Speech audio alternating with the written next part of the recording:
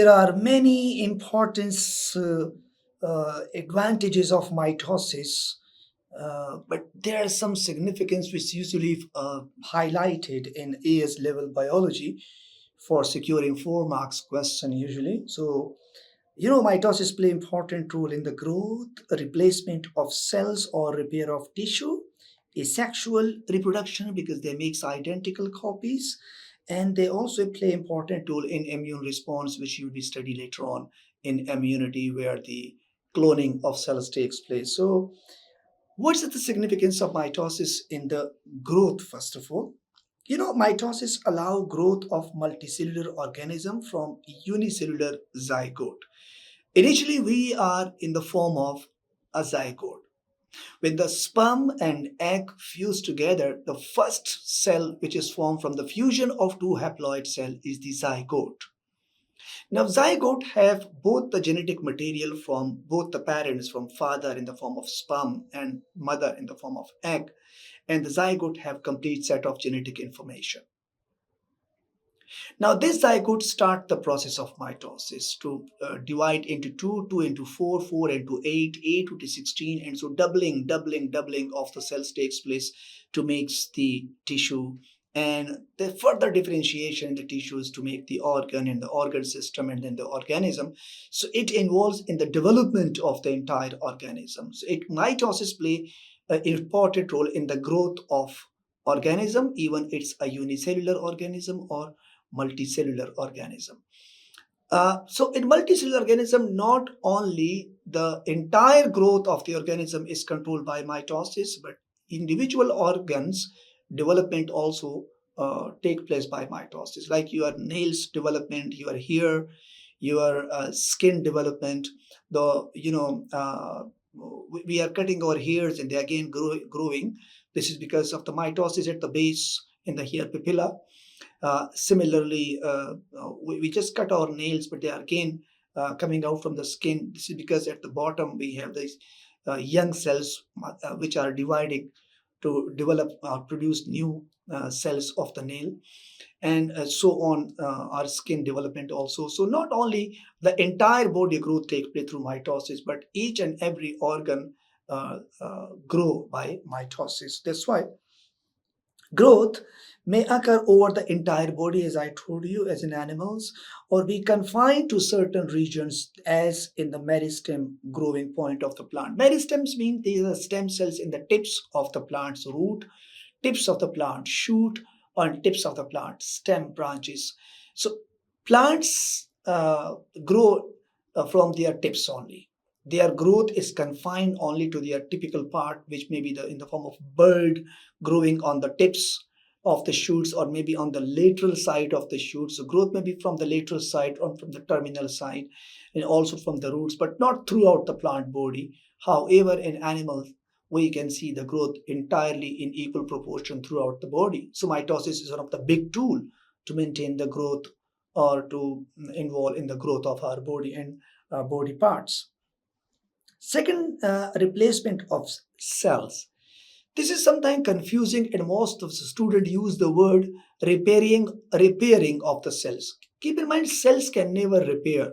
Cell will be replaced. If the cell is damaged, it cannot be repaired. It should be replaced. So once you are replacing the cells, you are actually repairing the tissue, because tissue is the collection of cells. So mitosis involved in the development of new cell to replace the worn out cells. So it just actually repair the tissue and replace the old and damaged cell. Like in our skin, the worn out tissue will be repaired. If there's some scratches on the skin, some damages on the skin, they just heal up with the passage of time, because new cells are grown up on that wounded area, and the damaged cells are replaced, and new cells are come into place to repair the tissue. This is possible using mitosis followed by cell division. Cells are constantly dying and being replaced by identical cells. In the human body, for example, cell replacement is particularly rapid in the skin and in the lining of the gut. These are the two areas which are subjected to high wearing and tearing, because our skin outside they are projected to different forces, rubbing with the wall. When we are in mechanical actions throughout in our body, throughout in the environment, sometime we rub our skin with wall when we are taking rest, even in the bed. And when we are working, sometimes we are driving, we are working, so our skin is just subjected to different kinds of pressure. That's the worn out area greatly. So that's why in the skin the process of mitosis is quite rapid to replace the worn out cells. Similarly, in the gut inside wall is also subjected to high wearing and tearing pressure, because we are consuming a lot of food particles, and the peristalsis, they are moving and they are rubbing throughout the skin, throughout the uh, wall of the gut. So they also subjected to wearing and tearing. So that's why the cells in the gut also rapidly divide. Asexual reproduction, yes, mitosis is the basis of asexual reproduction. As I told you, that asexual reproduction is the one which involves only one of the parental cell. It's not the fusion of male and female gamete. So, if one cell is divided into two and both are identical, this means asexual reproduction, because the daughter cells are identical to one another as well as to the parental cells. So since in mitosis there is no genetic variation and the daughter cells are exact copy of the parental cell, so this is one of the big tool for asexual reproduction as well.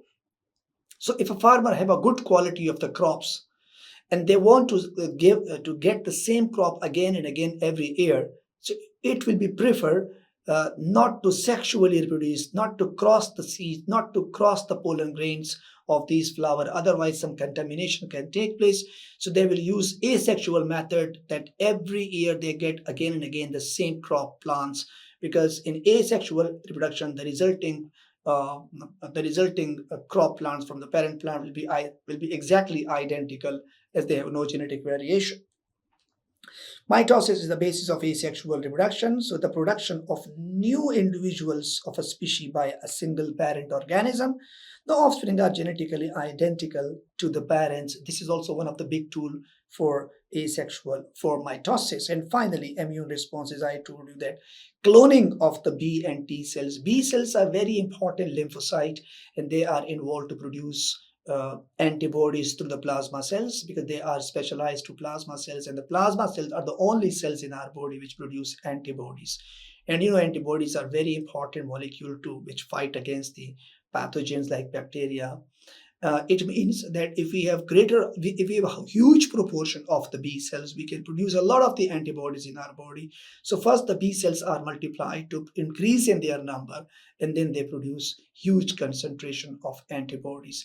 And these antibodies will be identical to each other, because they are produced from the same B cells as they are divided by mitosis. So we use the word cloning. So we say that mitosis play a very important role in the growth of our body, and even in our organs, replacement of the worn out cells, and so repairing of the tissues. It can heal or wound after surgery. How the wound will be healed? This is because of the mitosis. Asexual reproduction, we can get the same quality of crop plants and even same kinds of organism if they divide by mitosis. It's a way of asexual reproduction. And similarly in the immune system. So these four are the important key area to get marks for mitosis. This is how mitosis work. And there's some other key points about the mitosis. Let me to discuss it again with you people. Like the importance of mitosis, we say that mitosis is the process of nuclear division by which two genetically identical daughter nuclei are produced that are also genetically identical to the parent nucleus. The process of mitosis is of great biological significance and is fundamental to many biological processes. The same thing again here, growth of multicellular organism. The two daughter cells produced are genetically identical to one another, clones, and have the same number of chromosomes as the parent cell. This enables unicellular zygote, as the zygote divide by mitosis, to grow into multicellular organisms. So from one zygote, we have billion and trillion of cells which are identical to the zygote, and they develop the organism. If the cell were not identical, if there was some variation in the process of mitosis, then there'll be a big problem because the variant cell will not be allowed in the cell to perform its function, and our immune system will destroy that particular cell as it's not the same like the other cells. Because when there's a lot of cells and they're all working the same function, if any one of the cell is modified against the function, then it is triggered by the immune system and it will be destroyed. Right. So growth may occur across the whole body of the organism or be confined to certain regions, such as in the meristem, as I told you in the initially. Now, replacement of cells and repair of tissue. Damaged tissue can be repaired by mitosis followed by cell division. As cells are constantly dying, they need to continuously replace by genetically identical cells. In human, for example, cell replacement occur particularly rapidly in the skin and lining of the gut, as I told you. Some animals can regenerate body parts. For example, zebrafish can regenerate fins, and uh, uh, axolotls regenerates legs and their tail, amongst other parts. Similarly, starfish can also reproduce in different parts of the body. So once a particular organ or some animals have the capability, they can do the process of mitosis and can repair their damaged tissue by itself. Asexual reproduction, I told you. Asexual reproduction is the production of new individuals of a species by a single parent organism. The offspring are genetically identical to the parent. For unicellular organisms such as amoeba, cell division results in the production of a genetically identical offspring.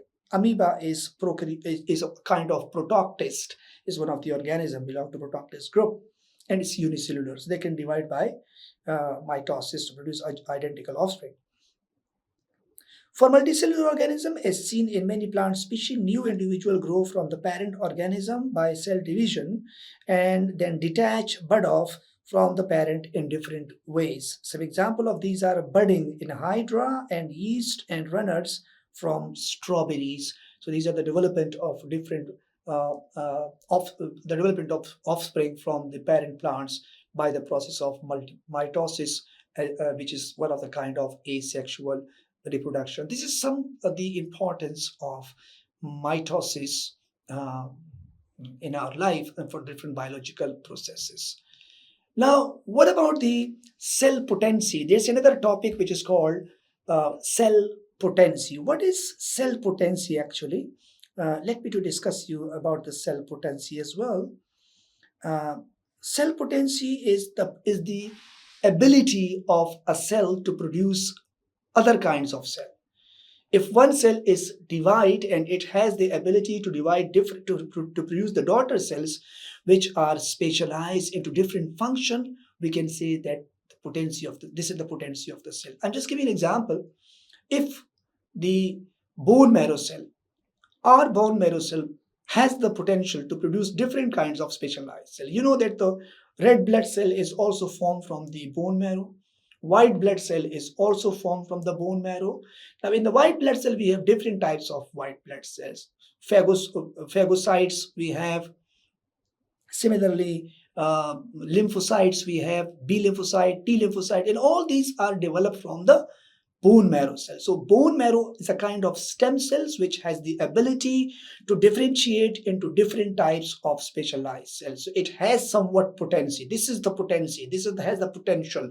Has the power to produce different kind of specialized cell. So it says it is the ability of cell to differentiate into other cell types. The more cell types a cell can differentiate into, the greater its potency. Let me to give you an example here. Suppose we have a cell and this cell divide into two daughter cell. This is, it's again divide into two daughter cell. However, this cell is specialized to a special type of cell A. Now it's again divide into two, this again divide into two. However, this cell is specialized to another type of cell which is B. Similarly, this cell again divide into two daughter cell. One is specialized again to B and the other one is the stem cell. It's also specialized into, it's also produce the specialized cell C, and it remain the daughter cell, and so on, the daughter cell. Now, in this case, you can see that how many specialized this cell X produce. So it produce specialized cell A, specialized cell B, specialized cell C. We never count this again because we already have specialized cell B. So this X has the potential to produce three kind of specialized cell: specialized A, specialized B, and specialized C. Now, in the same format, if we have cell Y, this is one of the stem cell, it's another stem cell. It also has two daughter cell. The two daughter cell, this is specialized to specialized cell. Let's suppose it's D, two daughter cell. The other one is specialized to E. Then it's two daughter cell. One is specialized to F, and it remains to two daughter cell. This daughter cell again into two daughter cell.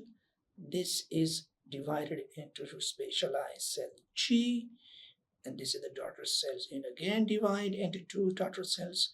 One is specialized to P, and the other one is the daughter cell. So you can see that this cell has the potential to develop specialized D, specialized E, specialized F, specialized G, specialized P. So it has the higher potential to be differentiated into different types of the specialized cell. So we say that Y has the higher potency than cell X, as Y has the potential to generate more different types of cells as compared to X. This is what we say, the potential of a cell to differentiate into different types of cells, then it will be a higher potential. So it says the same thing here.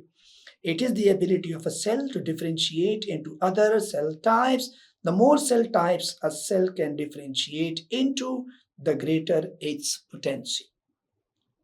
Let's talk about the stem cell. A stem cell is a cell that can divide an unlimited number of times by mitosis. So a stem cells can have the ability to divide into types of cells, but some of these stem cells are then differentiated into specialized cell. When it divides, each new cell has the potential to remain a stem cell again, or to develop or differentiate into a specialized cell such as blood cells or muscle cells.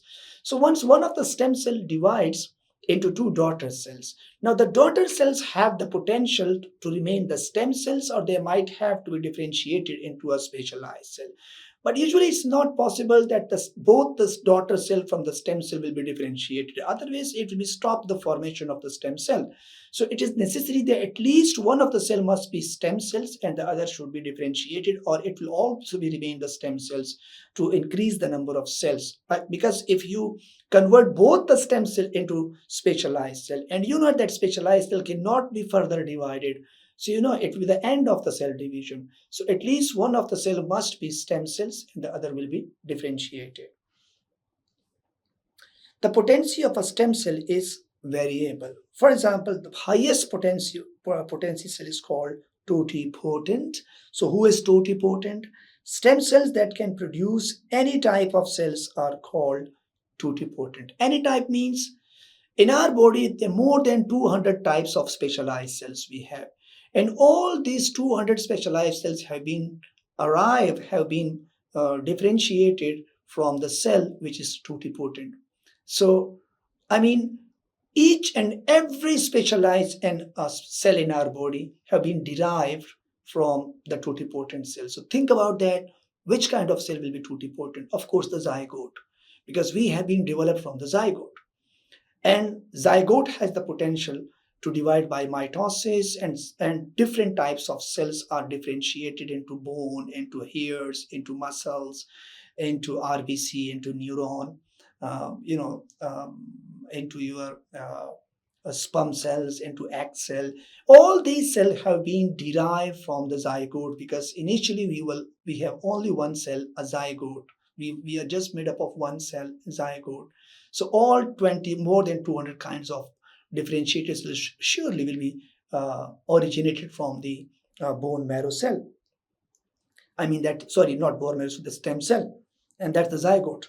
Stem cell that can produce any type of cells are called totipotent. A zygote is totipotent until it divides up to 16 cells, because these cells may develop into any types of cells, either the embryonic or extra embryonic. What does mean by extra embryonic and embryonic means? Let me to explain furthermore. Suppose we have the sperm cells and we have the egg cells. When they fuse together, they make a zygote. Now, the zygote is basically a collection of both the genetic information from father and mother. Then the zygote cell, of course, divide into two, and then the division remains continue, and the zygote divides into 4, and so on. This development remains continue. So 1, 2, 3, 4, 5, 6, 8. The zygote cells divide, continue until it's completely formed into 16 cells, hollow balls of cells, and 16 cells. This is called blastocyst or blastula. Now, in the next step, it divides into two types of cells. One is called the embryonic cells, and the other one is called the extra embryonic cell. Embryonic and extra embryonic cell. Embryonic cells are those ones which further multiply, further divide by mitosis until it develops into fetus and then newborn baby. But the extra embryonic tissue after mitosis makes the placenta or umbilical cord, which anchor the fetus in the body. So of course these are not the part of the child after birth. They just remains to anchor the child during the gestation period before the child born. However, these embryonic tissue will be the part of the newborn baby. So all the differentiation, all the specialized cells which are formed in this series, they will be the part of the child. I mean, they have all the specialized cells like the skin, like the hair, like the neuron, like the RBC, white blood cells. All these are part of the child after birth. However, the development of these tissues are not the part of the child after birth. They just make the placenta and they make the umbilical cord. So it means if you talk about the zygote possesses both extra embryonic as well as embryonic. So both types of cells, either they are embryonic or extra embryonic, they have been derived from zygote. However, the embryonic tissue now don't have the potential to make the placenta or umbilical cord. So some of the potential have been subtracted.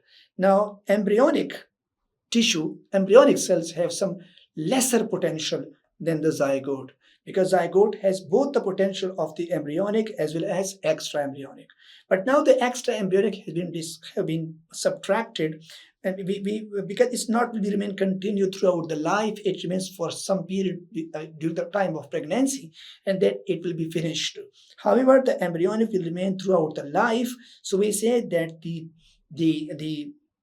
potency of the embryonic tissue is lesser than the zygote, and this embryonic potency is called pluripotent,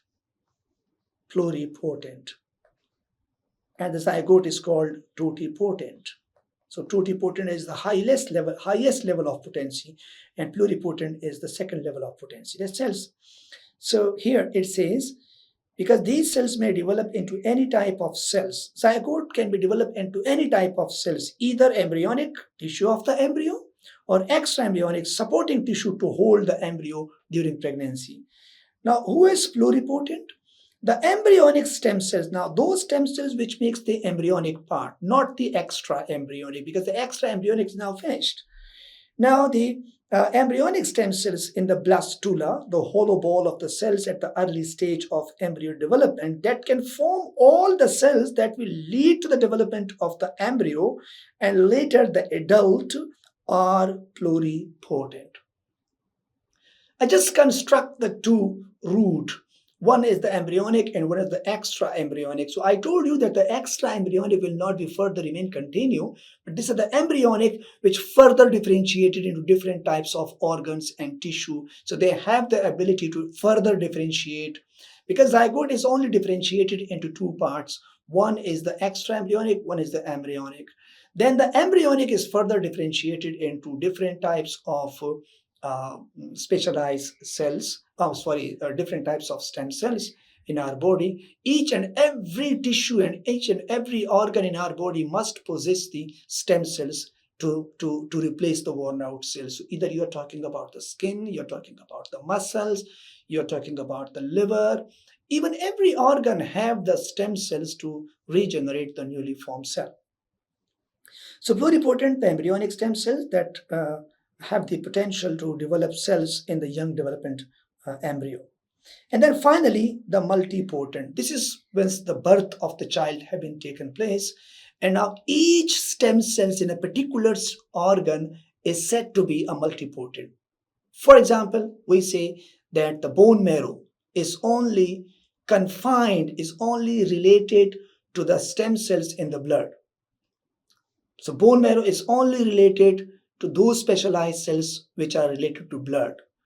B cell, D cell, white blood cells, lymphocyte, phagocytes, RBC, all these are only concerns to blood. They do not related to any other function, so they now have restricted potency, and this is called multipotent. Similarly, the stem cells in the liver, they have the potential to generate only liver cell, so they are multipotent.